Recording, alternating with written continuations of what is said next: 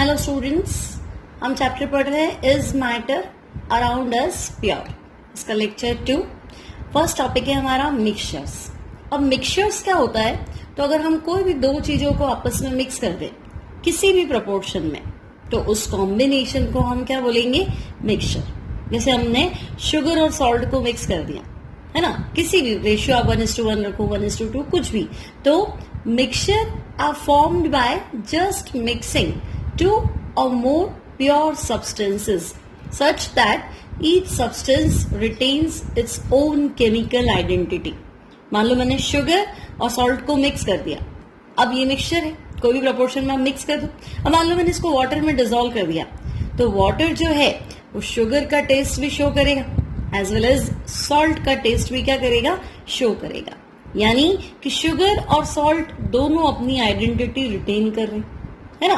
तो अगर मान लो आपने डस्ट है या आप मान लो आयरन फिलिंग्स है, छोटे छोटे आयरन के टुकड़े हैं, उसमें कॉपर के टुकड़े मिला दी, तो मिक्स हो गया आपस में, है ना। तो उसे हम क्या बोलेंगे, मिक्सचर बोलेंगे। तो आयरन अपनी प्रॉपर्टी दिखाएगा, मैग्नेट से अट्रैक्ट कौन हो जाएगा, आयरन अट्रैक्ट हो जाएगा, कॉपर नहीं होगा, है ना। तो कोई भी दो या दो से ज्यादा प्योर सब्सटेंस को आप किसी भी प्रोपोर्शन में मिला दो और वो कॉम्बिनेशन जो है वो अपनी प्रॉपर्टी दिखा रहा है, हर कोई अपनी अपनी प्रॉपर्टी रख रहा है ना, शो कर रहा है, तो उसे हम बोलेंगे मिक्सचर। नाउ मिक्सचर को हमने डिवाइड किया है दो पार्ट्स में, homogeneous mixture and heterogeneous mixture. अब अगर मैं आपको कहूं सॉल्ट इन वाटर, आपने पानी में नमक को घोल दिया, तो जो डिसॉल्व सॉल्ट है वाटर के अंदर वो होमोजीनियस है, क्योंकि उसका कंपोजिशन यूनिफॉर्म है। आप देख के नहीं बता सकते कि इसमें सॉल्ट डिसॉल्व है ना। तो ऐसा मिक्सचर कि दोनों सब्सटेंस मिक्स होने के बाद में एक ही कंपोजिशन, एक ही फेज रखे, थ्रू आउट क्या हो, कंपोजिशन सेम हो, तो उसे हम कहेंगे homogeneous composition, homogeneous mixture, like salt in water, sugar in water. So salt in water, sugar in water, ये हो गया हमारा होमोजीनियस मिक्सचर। अब मैं आपसे कहूं कि हेट्रोजीनियस मिक्सचर, तो मान लो आपने वाटर में ऑयल मिला दिया, तो अब मिक्स तो हो गया ऑयल इन वाटर, या ऑयल में वाटर मिला दिया यानी वाटर इन ऑयल, तो वो भी मिक्स तो हो गया, लेकिन कंपोजिशन यूनिफॉर्म का है। ऑयल जो है वो अपनी अलग से लेयर बना लेगा, वाटर जो है वो अपना अलग रहेगा। तो नॉन यूनिफॉर्म कंपोजिशन, या आपको एक से ज्यादा फेजेस दिखाई दे रही हो।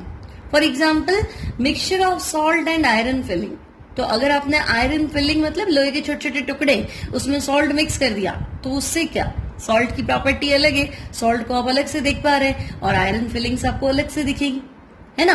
तो कंपोजिशन जो है वो अगर नॉन यूनिफॉर्म है, अगर हम फिजिकली क्या कर सकते हैं, उसको देख सकते हैं कि भी ना दोनों कंपोजिशन या दोनों सब्सटेंस हमें अलग अलग दिखाई दे रहे हैं, है ना, तो उसे हम कहेंगे हेट्रोजीनियस मिक्सचर।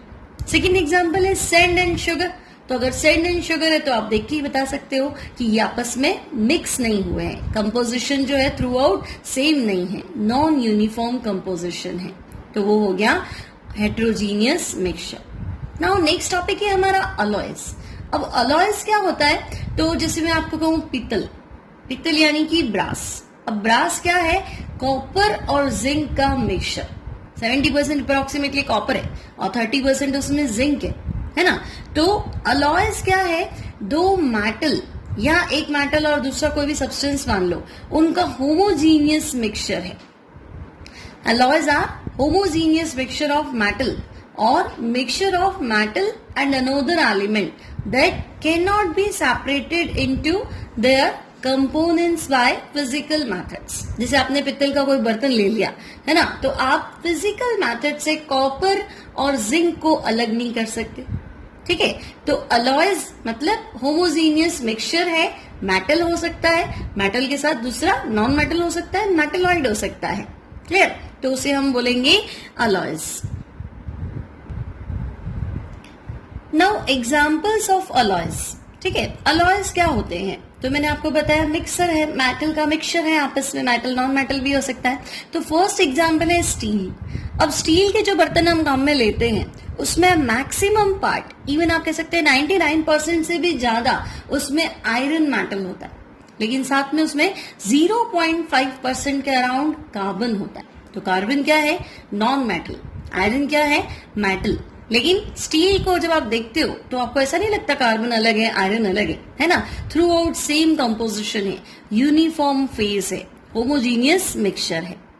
नेक्स्ट है ब्रॉन्ज। अब ब्रॉन्ज होता है कॉपर प्लस एसिन। कॉपर मेटल है, एसिन मतलब टिन, वो भी क्या है? मेटल है।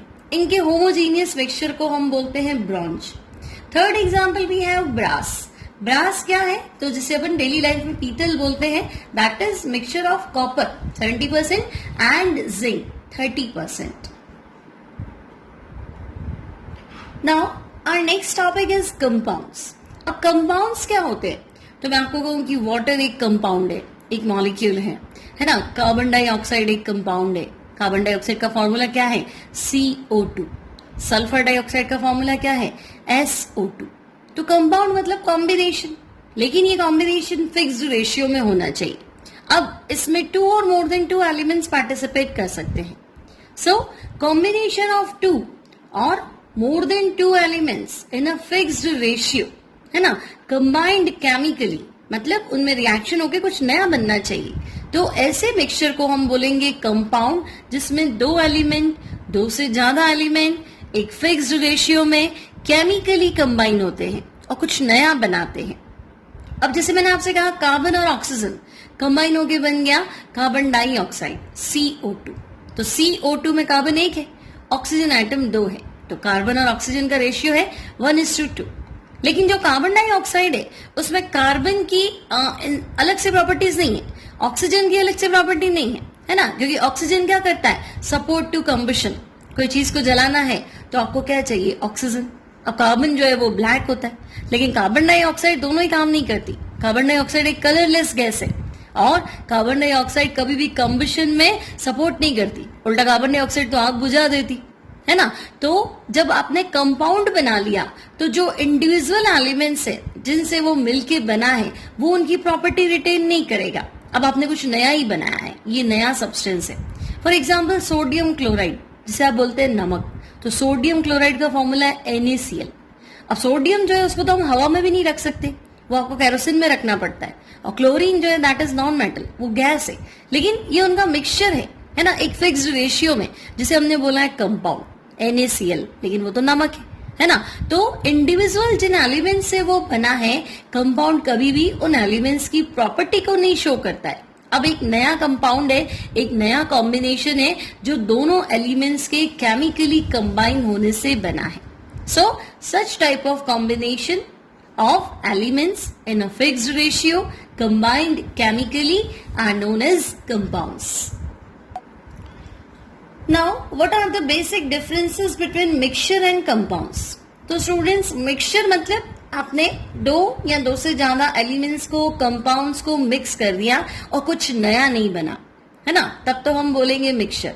आपने सैंड और शुगर को मिक्स कर दिया, आपने सॉल्ट और शुगर को मिक्स कर दिया, आपने आयरन और कॉपर को मिक्स कर दिया।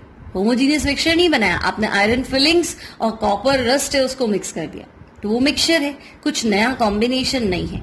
लेकिन कंपाउंड मतलब एलिमेंट्स आपस में रिएक्ट करके एक नया सब्सटेंस बनाएंगे, और जो ये नया सब्सटेंस है दिस इज कॉल्ड कंपाउंड। अब मिक्सचर है, उसका कंपोजिशन वेरिएबल हो सकता है। मान लो आपने पहले सॉल्ट ज्यादा लिया, शुगर कम लिया, दूसरी बार जब आपने मिक्सचर बनाया तो शुगर ज्यादा रखा, सॉल्ट कम रखा, तो कंपोजिशन जो है वो वेरिएबल हो सकता है। लेकिन जब आप कंपाउंड बनाने की बात करते हैं तो जो पुराने सब्सटेंस है, जो पुराने एलिमेंट्स है जिनसे मिलके वो बना है, उनका कंपोजिशन हमेशा क्या रहेगा? फिक्स्ड रहेगा। So mixture has a variable composition, but composition of each new substance is always fixed. मतलब कंपाउंड जो बन गया, जैसे CO2 बन गया, तो CO2 में C और O का रेशियो जो है वो हमेशा 1:2 रहेगा। चाहे आप CO2 किसी भी तरीके से बनाओ, उससे मतलब नहीं है। लेकिन जो आपने कंपाउंड बनाया है उसमें एलिमेंट्स का रेशियो जो है वो फिक्स रहता है। Now mixture shows the properties of constituent substances. अगर आपने शुगर और सॉल्ट को मिक्स किया है तो वो मिक्सचर शुगर की प्रॉपर्टी अलग दिखाएगा, सॉल्ट की प्रॉपर्टी अलग दिखाएगा। आपने आयरन फिलिंग्स को पेबल्स या स्टोन्स के साथ मिक्स किया है तो आप मैग्नेट ले आओ, आयरन तो अट्रैक्ट हो जाएगा, लेकिन स्टोन्स तो मैग्नेट से अट्रैक्ट नहीं होंगे। तो मिक्सचर हमेशा अपने कॉन्स्टिट्यूएंट एलिमेंट्स की प्रॉपर्टीज को रिटेन करता है, लेकिन जो कंपाउंड है वो अपने एलिमेंट्स जिनसे वो बना है उनकी प्रॉपर्टीज को रिटेन नहीं करता है, उनसे टोटली डिफरेंट होता है। मैंने आपको कहा था carbon dioxide, carbon dioxide CO2 है ना, तो कार्बन ब्लैक होता है लेकिन CO2 कलरलेस गैस है। अब ऑक्सीजन कंबशन में हेल्प करती है, कोई चीज को जलाना हो तो ऑक्सीजन की प्रेजेंस कंपल्सरी है, लेकिन कार्बन डाइऑक्साइड जो है वो जलाने में नहीं, इवन वो तो फायर एक्सटिंग्विशर का काम करती है ना। कोई चीज को बुझाना हो तो कार्बन डाइऑक्साइड गैस चाहिए। तो कार्बन डाइऑक्साइड जिन सब्सटेंस से, जिन एलिमेंट से मिलके बनी है उनसे टोटली क्या है, डिफरेंट है, वो कभी भी उनकी प्रॉपर्टीज को कैरी नहीं करती है। अब आपका जो मिक्सचर है उसको आप बहुत इजीली, बहुत सिंपल फिजिकल मेथड से क्या कर सकते हैं, सेपरेट कर सकते हैं। लेकिन जो आपके पास कंपाउंड बन गया है उसको आप किसी भी फिजिकल मेथड से तो कम से कम सेपरेट नहीं कर सकते। So the constituents can be separated only by chemical और electrochemical reaction। अब इलेक्ट्रोकेमिकल मतलब मान लो NaCl है, NaCl सोडियम क्लोराइड, जिसे हम डेली लैंग्वेज में नमक बोलते हैं।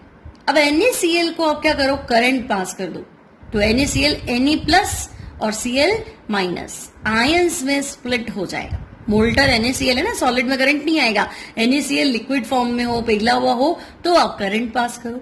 तो इलेक्ट्रोकेमिकल रिएक्शन मतलब जब आप करंट पास करोगे तो दोनों उसके आयंस अलग हो जाएंगे, फिर ऑक्सीडेशन रिडक्शन रिएक्शंस के थ्रू सोडियम अलग हो जाएगा और क्लोरीन गैस अलग हो जाएगा। लेकिन कोई ऐसा फिजिकल मेथड नहीं है। आप सोचोगे मैं सॉल्ट को ब्रेक करता चलूं Na अलग हो जाए, Cl अलग हो जाए, तो दैट्स नॉट पॉसिबल। लेकिन अगर मेरे पास आयरन का मिक्सचर है कॉपर के साथ, तो उसको हम किसी भी फिजिकल मेथड से क्या कर सकते हैं, अलग कर सकते हैं। मैं आपका था मैग्नेट लिया हो तो आयरन तो चिपक जाएगा, कॉपर नहीं चिपकेगा उस पे, तो दोनों क्या हो जाएंगे, अलग हो जाएंगे। क्लियर? तो मिक्सचर को फिजिकल मेथड से इजीली सेपरेट किया जा सकता है, लेकिन कंपाउंड को, जो नया सब्सटेंस बन चुका है, उसको अपने इंडिविजुअल सब्सटेंसेस में, एलिमेंट्स में फिजिकल मेथड से कम हम सेपरेट नहीं कर सकते। केमिकल या इलेक्ट्रोकेमिकल रिएक्शन से फिर भी ये पॉसिबल हो सकता है। अब हमारा नेक्स्ट टॉपिक है फिजिकल एंड केमिकल चेंज। अब स्टूडेंट, फिजिकल चेंज यानी अगर मैं आपको कहूं आपने बर्फ रख दिया है ना रूम टेम्परेचर पे, तो बर्फ पिघल के पानी हो जाएगा, तो मेल्टिंग ऑफ आइस। अब पहले आइस क्या था, सॉलिड, अब वो मेल्ट हो गया, पानी बन गया, तो अब आइस क्या हो गया, लिक्विड। तो हमने देखा शेप में चेंज आ गया है ना, जो उसका स्ट्रक्चर था उसमें चेंज आ गया। ठीक है, अब उसका फिजिकल स्टेट पहले सॉलिड था, अब क्या हो गया, लिक्विड हो गया। तो शेप चेंज हो सकता है, साइज बदल सकता है, फिजिकल स्टेट चेंज हो सकता है, बहुत बार कलर भी चेंज हो जाता है ना, लेकिन केमिकल चेंज नहीं होता। मतलब आइस क्या है, H2O सॉलिड, और वाटर क्या है, H2O लिक्विड। तो पहले भी फॉर्मूला H2O था, अब भी फॉर्मूला H2O है, मतलब पहले भी था तो वाटर ही ना, जो कॉम्बिनेशन था वो क्या था, H2O है ना, लेकिन आइस था तो ये सॉलिड था। अब पानी बन गया तो H2O क्या हो गया, लिक्विड हो गया। तो फिजिकल स्टेट में जरूर चेंज आता है, लेकिन केमिकली है ना, जिन सब्सटेंस से, जिन एलिमेंट से मिलके वो बना है, उनमें रेशियो में कोई फर्क नहीं आता है।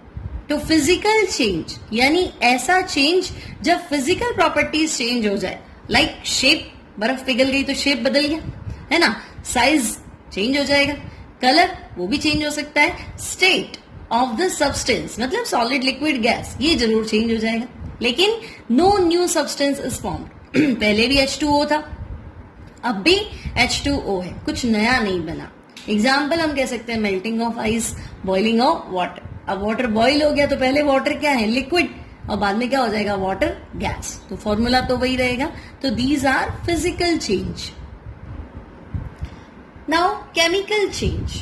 अब केमिकल चेंज में क्या होगा, तो हम कहेंगे कंप्लीट प्रॉपर्टीज जो है, चाहे वो फिजिकल प्रॉपर्टीज हो चाहे केमिकल प्रॉपर्टीज हो, कंपाउंड टोटली क्या हो जाएगा, चेंज हो जाएगा।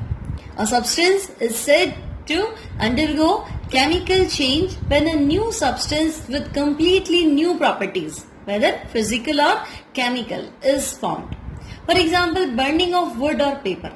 अब पेपर जो है वो होता है सेल्यूलोज, लेकिन जब वो बर्न हो गया है ना, वुड जो है वो भी सेल्यूलोज, अब जब वो बर्न हो गया तो आपने क्या देखा, वो तो पूरा धुआं बन के अलग हो गया है ना, तो उसका सारा जो कंपोजिशन है वो चेंज हो जाएगा। और फिजिकल प्रॉपर्टीज तो बिल्कुल चेंज हो जाएंगी। पहले वुड आपका सॉलिड था, अब बर्न हो गया तो गैस फॉर्म में कन्वर्ट हो गया। कागज जो है वो बिल्कुल क्या हो गया, पाउडर फॉर्म में कन्वर्ट हो गया। तो फॉर्मूला भी चेंज, फिजिकल प्रॉपर्टीज भी चेंज। जब हम किसी चीज को बर्न करते हैं तो वो ऑक्सीजन से कंबाइन हो जाता है, तो वुड का जितना भी कार्बन था वो CO2 बना के उड़ जाएगा, जितने भी उसमें हाइड्रोजन एटम थे वो H2O वाटर वेपर बना के इवेपोरेट हो गए, है ना, बॉइल क्या बोलते हैं अपन, गैस फॉर्म में कन्वर्ट हो गए। तो कंपाउंड फिजिकली भी चेंज हो गया और केमिकली भी चेंज हो गया। नाउ सॉवरिंग ऑफ मिल्क, अब मान लो दूध से आपने दही बना दिया, तो प्रॉपर्टीज आपको पता ही है, दूध एकदम थोड़ा सा स्वीट होता है, और सॉरिंग हो गया मतलब कर्ड बन गया, तो उसकी प्रॉपर्टीज क्या, सॉर हो गया, खट्टा हो गया, है ना। तो उनकी physical properties as well as chemical properties, है ना। मिल्क लिक्विड फॉर्म में, कर्ड जो है वो लिक्विड तो नहीं कह सकते हम उसको, फेस थोड़ा गाढ़ा हो जाता है, थोड़ा उसमें चेंज आ जाता है ना, टेस्ट में चेंज आ जाता है। अब मिल्क में प्रोटीन होता है, लेकिन जब आप कर्ड की बात करते हैं तो उसमें एसिड होता है, ठीक है। तो फिजिकल और केमिकल दोनों ही प्रॉपर्टीज जब बदल जाती हैं तो इस तरह के चेंज को हम कहते हैं केमिकल चेंज। नाउ हमारे पास एक प्रॉब्लम है, explain why air is considered a mixture and not a compound. अब एयर को हमने मिक्सचर माना है, कंपाउंड नहीं माना है। तो स्टूडेंट्स, एयर का कंपोजिशन हमें पता है, एयर में ऑक्सीजन होता है 21% के अराउंड, नाइट्रोजन 79%, उसके बाद carbon dioxide, inert gases like argon, neon, है ना, हीलियम एक्सेट्रा, बहुत सारी गैसेस होती है, वाटर वेपर भी होते हैं, सेंट पार्टिकल्स भी होते हैं। तो हम अगर देखें तो एयर को जब हम सेपरेट करने के बारे में सोचे, उसके कॉन्स्टिट्यूएंट्स में सेपरेट करने के बारे में सोचे, तो सारे कॉन्स्टिट्यूएंट्स वो हम अलग कर सकते हैं, है ना, ऑक्सीजन, नाइट्रोजन और जो भी उसके कॉन्स्टिट्यूएंट्स है, उसमें एयर को फिजिकल प्रोसेस या फ्रैक्शनल डिस्टिलेशन के थ्रू हम क्या कर सकते हैं, सेपरेट कर सकते हैं।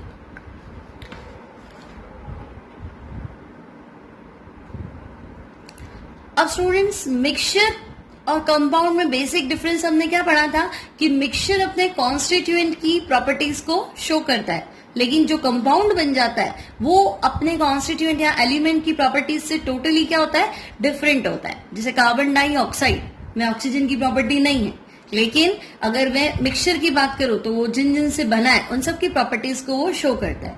तो एयर में ऑक्सीजन है, ऑक्सीजन क्या करता है, सपोर्ट्स टू कंबशन, और एयर, अगर कोई चीज को हम एयर में बर्न करते हैं, कुछ भी जलाते तो हवा में तो जलाते हैं, तो वो भी क्या करता है, सपोर्ट्स टू कंबशन। क्लियर। अब कार्बन डाइऑक्साइड जो है वो लाइम वाटर को मिल्की कर देता है। अब स्टूडेंट्स, लाइम वाटर क्या होता है, लाइम वाटर आपका होता है कैल्शियम हाइड्रोक्साइड, CaOH2, CaOH2, ये आपका होता है लाइम वाटर, कैल्शियम हाइड्रोक्साइड। जब हम इसमें कार्बन डाइऑक्साइड गैस पास करते हैं तो ये बनाता है कैल्शियम कार्बोनेट। देखो, ये वाटर एलिमिनेट हो जाएगा यहाँ से, और जो आपका कंपाउंड बनेगा that is CaCO3 plus water. Calcium carbonate यानी लाइमस्टोन, चूने का पत्थर जिसे बोलते हैं। अब लाइमस्टोन बना मतलब कैल्शियम हाइड्रोक्साइड लाइम के अंदर जब आपने CO2 पास की तो कैल्शियम कार्बोनेट लाइमस्टोन बनाएगा, व्हाइट कलर का होता है। तो ये जो सोल्यूशन है ये मिल्की हो जाएगा।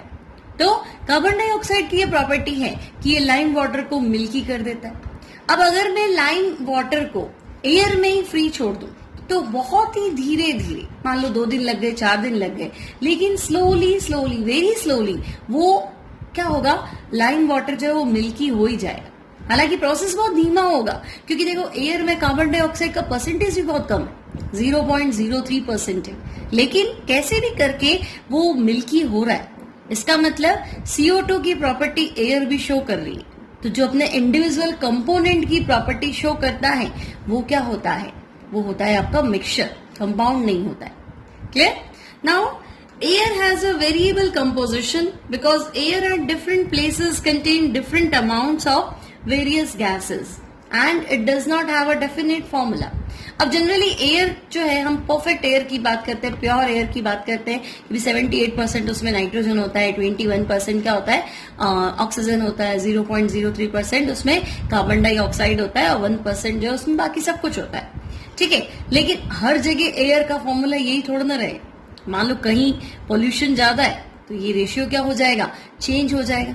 जैसे जैसे हम हाइट पे जाते हैं तो एयर में ऑक्सीजन का परसेंटेज कम होता जाता है, सांस लेने में आपको दिक्कत आती है, एयर का प्रेशर कम हो जाता है, ऑक्सीजन कम हो जाती है। तो अलग अलग प्लेसेस पे एयर का फॉर्मूला जो है वो चेंज होता जाता है। लेकिन अगर हम कंपाउंड की बात करें तो फॉर्मूला हमेशा वही रहता है ना। जगह कोई भी हो और कैसे भी आपने बनाया हो, मेथड उसका कुछ भी हो, मोड ऑफ प्रिपरेशन कुछ भी हो, उससे मतलब नहीं है। जो आपने कंपाउंड बना दिया उसमें फॉर्मूला, उसमें रेशियो जो है वो सब कुछ सेम रहता है। तो इन सब प्रॉपर्टीज से हम कह सकते हैं कि नहीं, एयर एक कंपाउंड नहीं है क्योंकि फॉर्मूला ही वेरी कर रहे हैं। Next, liquid air does not have a fixed boiling point. तो फिक्स्ड बॉइलिंग पॉइंट कौन होगा, जो एक चीज होगा, एक कंपाउंड होगा, एक सब्सटेंस होगा। लेकिन एयर का बॉइलिंग पॉइंट फिक्स कैसे हो सकता है? अगर मैंने एयर को लिक्विड फॉर्म में कन्वर्ट कर दिया तो आपने ऑक्सीजन भी लिक्विड बना दिया, नाइट्रोजन भी लिक्विड बना दिया, और जो भी रेस्ट गैसेज है उनको भी लिक्विड बना दिया। लेकिन जो जल्दी इवेपोरेट होगी, जिसका बॉइलिंग पॉइंट कम होगा, वो फटाफट बॉइल हो जाएगी, और जो लेट बॉइल होती है वो धीरे धीरे बॉइल होगा। तो सारी की सारी एयर से जब मैं हम गैसेस सेपरेट करेंगे तो उन सबके बॉइलिंग पॉइंट्स क्या आते हैं, डिफरेंट आता है। तो एयर एक मिक्सचर है जिसके अंदर बहुत सारी गैसेस है। सो air is considered a mixture. Air mixture तो मान सकते हैं, लेकिन इसे हम एक कंपाउंड कंसिडर नहीं कर सकते।